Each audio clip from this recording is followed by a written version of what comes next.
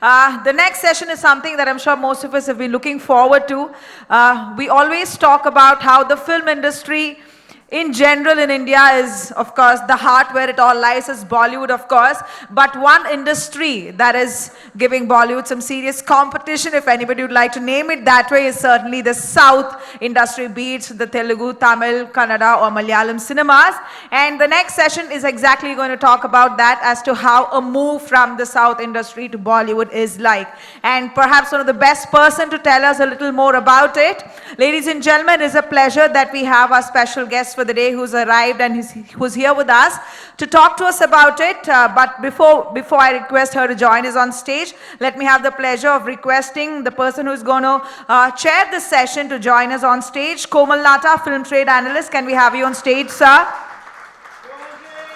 And as he joins us on stage, there have been quite a few of them who've been waiting for her to arrive this evening and kept on asking what time is ma'am going to come. Well, she's here with us, ladies and gentlemen, for somebody who made her debut with Gilly in Kannada, moving on to rule the Telugu film industry, films in Tamil, and now, of course, winning millions of hearts with her movies in Bollywood that include Thank God and many more already in 2022.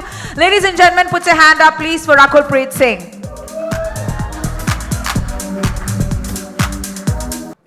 Good evening, friends. It's my pleasure and privilege to be talking to Rakulpreet Singh. And actually Fridays, since I'm a trade analyst, Fridays are very busy days. So when I was invited to moderate this session, I almost said no, and then they said Rakulpreet Singh. So I said, of course I'm coming. So sweet, so sweet. That just made my day. It's great to have a trade analyst feel that about you. No, you make people's days with your performances, with your films. And of course, I've been a fan of your work. I just loved you in De De Pyar De. I couldn't stop admiring you. Of course, after that also I've loved your work. But De De Pyar De holds a special place in my heart because it was a wonderful film. And I think your performance, Ajay, Tabu, everybody was so good in it. Thank you so much, sir. Means a lot. Thank you. Okay, without much ado, we begin. Firstly, a Punjabi girl, a Sikh girl, makes it to the South industry. And from the South comes to Bollywood. So how did this South happen? You know, actually, it wasn't South first. My first film in 2009, of course, was, but I was still in college at that time. Oh. And yeah, I but was... I thought you were still in college. Yeah, well, I'm in school. I'm in high school forever. In my head, I'm always in high school. But yeah, so coming back to the story, I started modeling right after 18, right after my school, and somebody saw my pictures within a month of them being circulated and called my dad and said, we'd like her to work in this film. And we've seen her date of birth and she's going to be a big star one day. And this was from the Kannada industry. And I was like, really? I haven't even thought of it. I mean, I knew I wanted to act, but not so soon. You know, I had a plan. I thought I'll finish my studies and then start acting. So I refused. And also my ignorance, being a Delhi army kid, I didn't have an idea about the, you know, the South industry and how big it was. And then they convinced my dad and I decided to do the film because I thought I'm going to make great money. I can buy a car. And that time I wanted to buy a Ritz car and my pocket money was 2,000. So I thought that'll be great. So that's the reason I did my first film. So that was my first brush with acting. And I came back to studying and modeling. So when that film released, I started getting a lot of offers. But I kept... Understandably so. You know, luckily, thank God.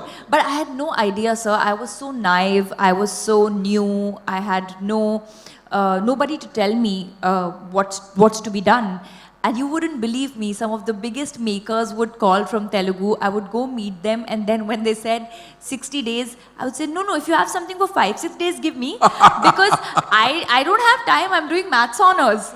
Are you serious? Like, I'm studying. So I had no idea what I was doing. You know, I mean, no, there was no guidance. So I would refuse everything because it required a lot of time.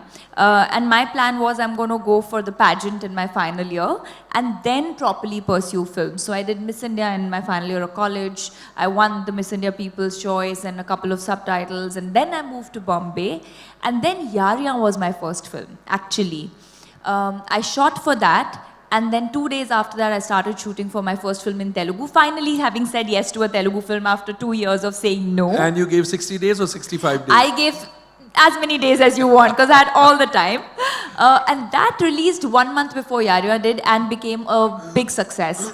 You know, it was a small film that became a big success. And also at that time, because I kept refusing bigger makers, by then people used to think, why is she not doing films? Maybe she doesn't want to do. And then your name is in the market, but you're not signing films. So I didn't know it would do damage. And then when I debuted, I was like, okay, now I'll have to work my way up, you know, now that I know I want to do this. So that's how the journey began. That film, Yaria would have been the first release, but because it was the first short film. But then Venkatadri Express released before that, and it became a success. And before I knew, I signed 2-3 other films. And again, I thought, great, I was in Bombay, these people wanted me, so they called me. Now I'm in Hyderabad, so if Bombay wants me, Bombay will call me. So I was very naive and new and no idea of, you know, how the industry really operates. But I learned everything on the job. As I did more films, I grew better with my understanding of craft, of me, of what I like. So that's how my journey began in Telugu.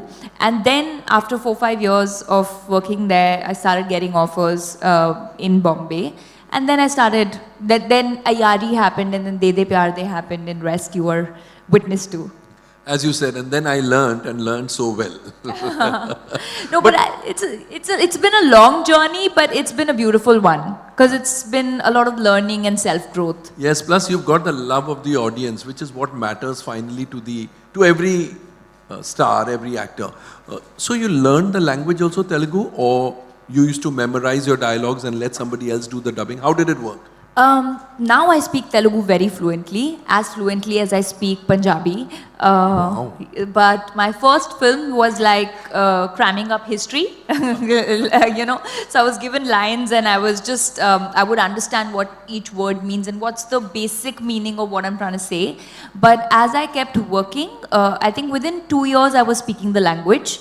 And someone always dubbed for me. So in Telugu, most of the actors, whoever's non-Telugu speaking, they have one particular dubbing artist who dubs for them.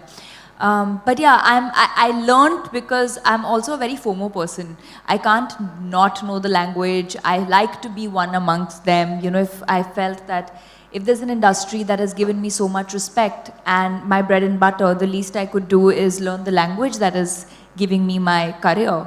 And that was the intention to learning Telugu. That's lovely. Anybody who speaks Telugu Anybody here? in this hall? Telugu? Nobody. So then I can ask myself, just greet them in Telugu, they won't understand. Andarki namaskaram. That's very, very simple. Thank you. Chala Baundi is very nice. Oh, so you know. Meerandaru ikkada unnaru, chala santoshanga undi. So that means that you all are sitting here. I'm really happy that you all are sitting here. Oh, wow. Were you good at rote learning, Ratta Marna? Very. Can I tell you, I scored 100 on 100 in social science in my 10th boards. 100 on 100 in social science. In my 10th board, so you can tell how good I was at Ratta Marna. But maybe you're intelligent also. Well, I think no. You know, I think I should just act a little bit there. No, but I was good at cramming up, and I remember seeing my board result. I thought, नहीं ये marks देना भूल गए हैं. I think it's just written out of 100. But that's phenomenal. Yeah. You were good as a student? I was a good student. I was not one of the 97-98% students, but I was the 90-91 who was an all-rounder. So I was a lot into sports, I was a lot into other activities as well, debates, declamations. I was a golfer in high school. Oh. So yeah, I played nationals. So I was always an all-rounder. So then some sports film should be offered to you, I think. I would love to. Yeah. I would love to. So if the producers are watching or going to watch when it is online, here's a the very suitable candidate. It himself. But tell me, you know, there's this whole debate of Bollywood versus South. People say that South films are working better than Bollywood films, and especially now, so more so because they are being dubbed and it's a day and date release. Earlier, only the good South films used to be dubbed and they used to come in Hindi much later. Now we have RRR and Pushpa and Kantara. Kantara came 2 weeks later. but Kartikeya 2, I mean most of the films release on the day and date, KGF Chapter 2. But tell me, is it really so serious that Bollywood films are flopping and South films are working, or it's a lot of hogwash? You know, I really feel that it's a little more than reality. It's not, it is a hogwash. I very strongly believe that anything that is repeated 10, 15 times becomes the reality or the real news. Having said that, of course, South films are great and you know, they're amazing, and I have had the privilege of working there. But it's not, I think both the industries are amazing. There's always a phase in every industry where you go through sort of testing times of what's working, because the audiences are very different. When you are targeting a certain state, you're making cinema a certain way. And when your target audience is the entire nation, which is very, very diverse itself, then you're going through a different phase of testing. And I just feel that we know of like the 4 or 5 films that you named, but every week there are 2 films that are releasing that we're not even aware of. There are many films that are coming out, but those are not spoken of because we don't know. And because we don't know, we can't calculate the percentage of success, you know, the ratio of success. And even we've had good films. You know, we've had a Brahmastra, we've had a Gangubai, so we've also had 5 films, Bhool Bhulaiya, Jug Jug Jio. In fact, today Drishyam 2 has opened Drishyam very 2 has well. opened very well. So we've also had 5 films and they've also had 5 films. So the point is, the narrative that we try to, the reality becomes the narrative that we're talking. And I'll take this platform to say this. You know, I was doing some interviews and if somebody asked me, so is Bollywood dead? And I said, don't ask such questions, because you're starting a conversation. If somebody on social media is today saying something who doesn't have validation, there's no source of proof, there's no data, and then we pick those 10 social media comments and make news out of it and start a conversation, then it becomes reality, but that's not the truth. I feel that there are other things that we need to talk about, which is affordability, which is why is it that there's more footfalls of the South cinema, because there is a theatre cap. Whether it's Telangana or it's Tamil Nadu, the recliners, the best of the theatre seats, have a cap and they cannot exceed a certain limit because they believe cinema is for everyone. And post-pandemic, that doesn't affect them as much. But we have like enormous amount of, I mean, you spend 5-6 grand for 2-3 people in a theatre. So why will people, and for the same content on a national cinema day when tickets are cheaper, people go. So the problem's not with the content, maybe a lot of other things that we should question.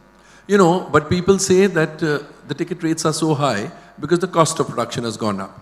And as a trade analyst, I can say the cost of production has gone up because people from your community, stars, take away a huge chunk of the budget. So tell me, are there murmurs in your community that we should regulate our prices, we should reduce our prices for the industry's survival, or stars are not really looking at that? Well, there's a huge difference in what men are paid and women are paid. So, so I think that discussion I wouldn't be as aware of. But definitely, I think if you ask me, I think there should be especially for this phase where we're trying to sort of bring audiences to the theatre, there should be a reconsideration that everyone should have. Everyone. I'm talking about me included. I'm talking about the overhead expenses of our staff, of actors, of the added necessities, which, I mean, added hoo-ha and not the necessities. Maybe for a particular phase we should see, because the cost of production has gone high and there are not as many people coming to the theatres for so many other reasons. So I think it should happen. Yes, it should. You have worked in both the industries. You are working in both the industries. Do you think one is better than the other? All things considered, there must be some very strong plus points of Bollywood. Similarly, likewise, there must be strong points down south. But in totality, do you think there is a difference? No. I don't think there's too much of a difference. I think the only difference being language and the nativity, the way the films are, you know, the germ idea of the film and how native they are to the place. But technically speaking, there is no difference, you know. I mean, if you look at the production values, the films are looking big, they're same. I always have believed that either you are working with a good team or a bad team. It's never the language. And that could happen down south, That could happen Marathi, South, Punjabi, Hindi, anywhere. Either you're working with excellent people, with great technicians, or you're not. And I think that's what defines your experience of a film as opposed to the language that it is. The kind of people you're working with. There is a belief, I don't know rightly or wrongly, because I don't track the South industry so much, but you would be able to throw light on this. There is a belief that down south, the writers and the filmmakers are more sincere and they consider the script as sacrosanct. Not so in Bollywood. Bollywood, in that sense, is corrupted a little more. They let outside influences creep into the script. Changes are made. No, it's nothing like that. I don't think. I think it's again, if you're talking about being rooted to the culture, then that is a certain. So in the South, because you're catering to, say Telugu is catering only to Telangana and Andhra. It's only catering to Telangana and Andhra, so you're catering to Telugu-speaking people. So your nativity, your rooted nature of the script stays. Whereas in Bombay, in Mumbai, we are catering to the entire country, including the Northeast. Different so you cultures, have different cultures, languages. different languages. You have to make everyone happy. You have to release your film even in Calcutta and in Bangalore and in Kashmir. So I'm saying that it has to be acceptable by a wide. So you sort of are on the surface because you can't become rooted. You have to stay on the surface with touching the emotions on the borderline. So that you keep everybody happy. So happy. then you keep everyone happy. So I think that's the difference. But otherwise, the better thing is we have bound scripts here. In Telugu, we don't have bound scripts. Oh. Yeah. We don't have bound scripts. It's the belief of the director that you go with. You have an idea and then you get your script right before you start shooting the film. But when you okay the film, it's a story that you What used to prevail in Bollywood probably many 30 years years back. So, yes. so which I feel is, there's always a process of evolution that keeps happening. So we can't compare South and Bollywood. They will evolve at the pace that their audiences are evolving, and we will evolve at the pace that our audiences are evolving. So there's always that little difference will remain, which is pertinent to that section. But the style of making films is the same.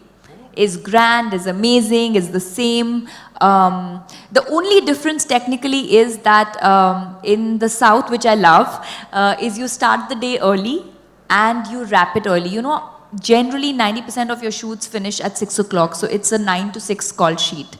And which I feel is amazing because if you look at it, if you're doing 2-3 films a year, or you're working 300 days a year, you can wrap your day at 6 and be back home by 7 and get those 2 hours to sort of disconnect from the mad world and remain true to who you are. Here we work very long hours, we start later. So what happens is there's no cutoff.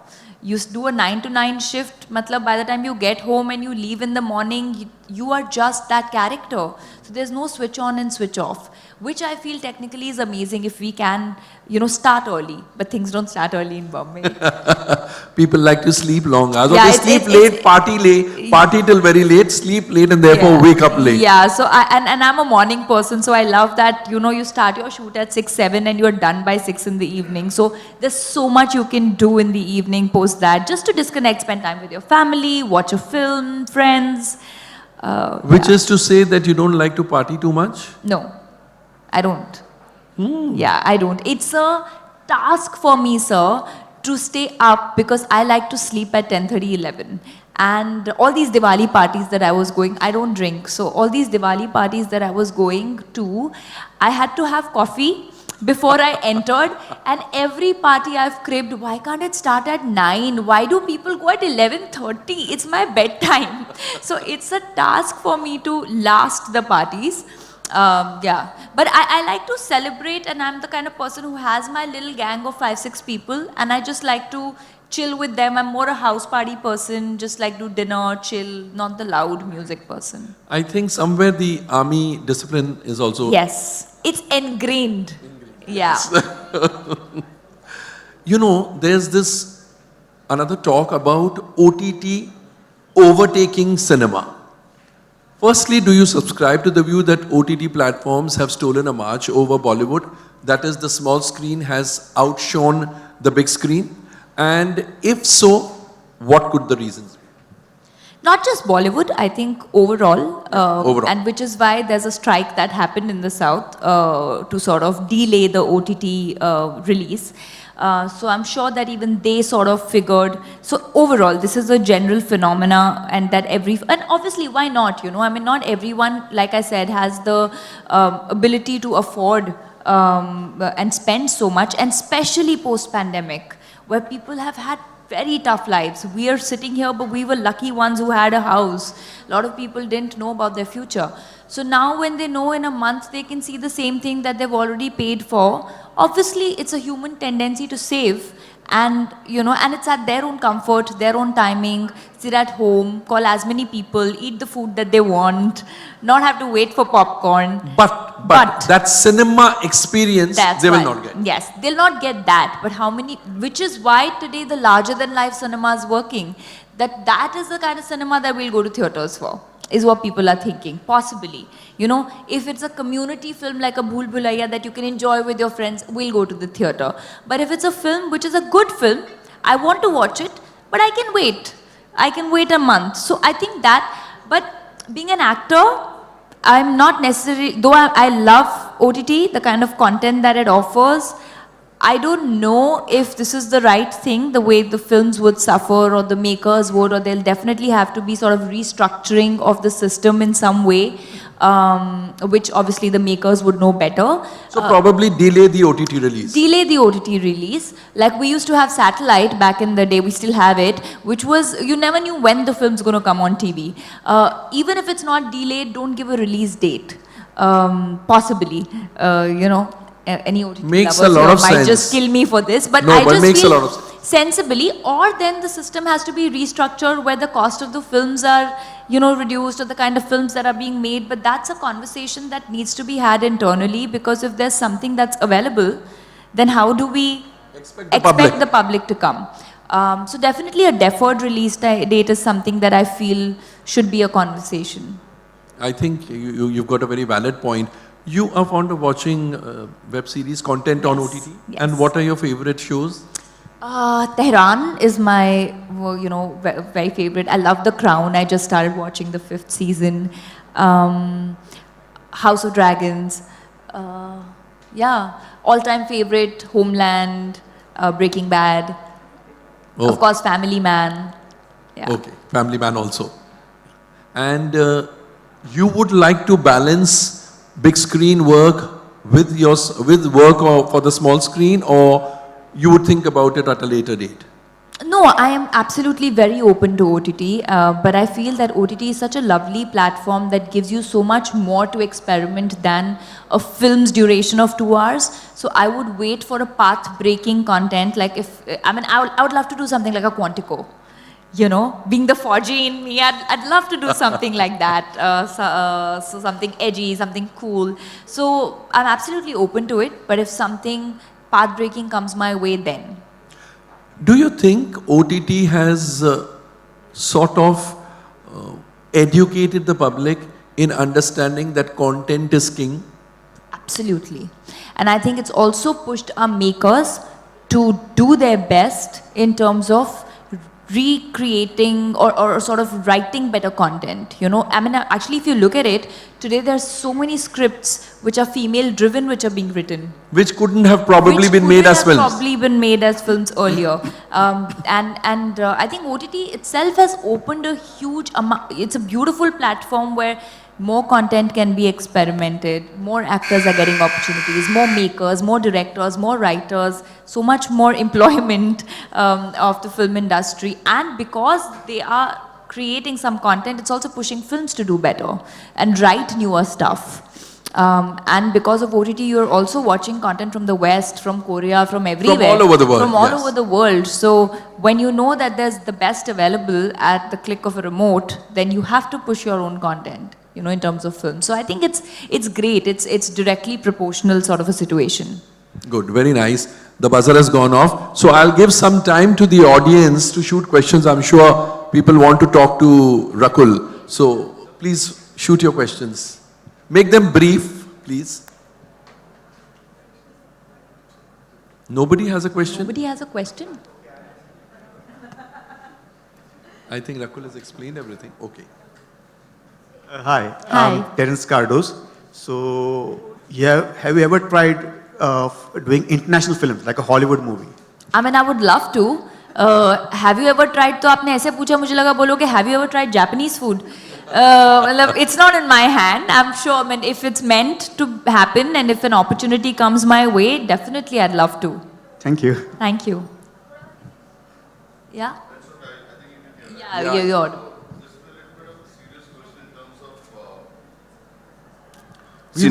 We weren't joking. We were also talking serious. I came to the Hollywood and Kamal, the point is now with the OTT stuff coming and the movies getting released in OTT in 15 days, 20 days, a month. So how do you as an analyst see people, producers coming and putting money? Because see, Kantara worked. Being a regional content, it worked. I mean, I went to a theater to see it. I could have seen it later in some OTT platform, but that eagerness was there in me. So as an analyst, what do you think, as a producer, would decide now how to plan his calendar in terms of how to produce a movie, whether it will work or not work, what kind of movie will work, and so how the space is going to be in next couple of... No, I don't think the dynamics have changed. Good content works, poor content doesn't work. What has changed after the lockdown is that during the lockdown, people consumed so much on OTT platforms that their standard went up. The standard of content they demanded was much higher. Whereas what has been releasing in the Hindi film industry for the last 1 year is content that had started before the lockdown or just during the lockdown. So I think they don't need to really plan anything except that they now need to work harder on their scripts, make better content, because earlier films were being compared with films. Hindi films were being compared with Hindi films. Now, every content, the comparison is with world cinema, world content. So therefore, they have to take care of that. Otherwise, no. Sir आपसे questions काफ़ी सारे हैं but मौका है तो मैं रकुल से एक सवाल पूछ लेता हूँ watch that movie De De Pyaar De couple of years back and you have lot of shades to your personality right in terms of on screen so उस फिल्म में जितनी आप बिंदास लगी हैं राइट मतलब सारे कलर्स हैं तो are you similar in real life और being from the military family restrictions हैं and you hold back in the sense Restrictions? नहीं in the sense film में एक character होता है right are you similar in that See, no entire character is that I've played is completely me. Aisha, yes, जितनी वो बिंदास है और वो थोड़ा that little bit I do have in me. I hope to believe. I mean, I believe that I have in me, but not completely Aisha, because maybe a lot of decisions that she took I may or may not take. I don't know. But you always bring some nuances of your personal life to your characters, little bit shades. But yeah, I haven't played a character that's truly me. Thank you guys. It's really, really wonderful interaction with you. Thank you. Yeah.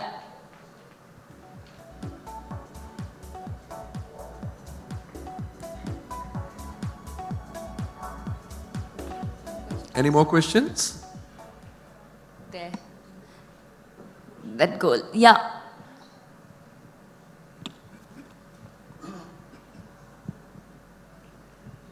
So my question is to you, Rakul ma'am, that first of all, you are looking very pretty. Thank you. And now in the OTT platform, we have so many genres to see. We have so many kind of contents to consume, and you have worked in almost every kind of genre, every major kind of genres till now. What kind of genre you enjoy the most playing, and what is a new upcoming genre which you would like to try on? So there are only limited genres that you have, and there are only 7 or 8 kind of films that you can actually make as per permutation and combination of that. But I haven't done an out and out comedy yet. An out and out comedy, which I would love to, because in real life I believe I have a good sense of humor that no one has explored yet. I would also love to do a love story. That's something that I'm really looking for, because I haven't done a heartfelt ashiki kind of love story that still wrenches my heart, so I would love to do that. Where your partner is your age and not double your age. Yeah, where my partner is my age. Yeah, not like De De Pyar De. But yeah, I'd love to do a love story. That's something that I really hope happens. Yeah. Thank you, ma'am. And a sports film. And a sports film. I haven't, maybe a female Fauji. I'd love to do something Tomb Raider kind. Like a Shamshera. Yeah, maybe. But that was a male-driven film, so yeah. Thank you, ma'am. Thank you. That's all. Thank you, Rakul. Thank you Thank you. so much. Those were very intelligently answered questions, I must say. So you are a perfect example of beauty with brains. Am I right? So let's have a round of applause for Rakul. Thank you so much. Thank you so much. It's a pleasure. Thank you, everyone. Thank you. Thank you.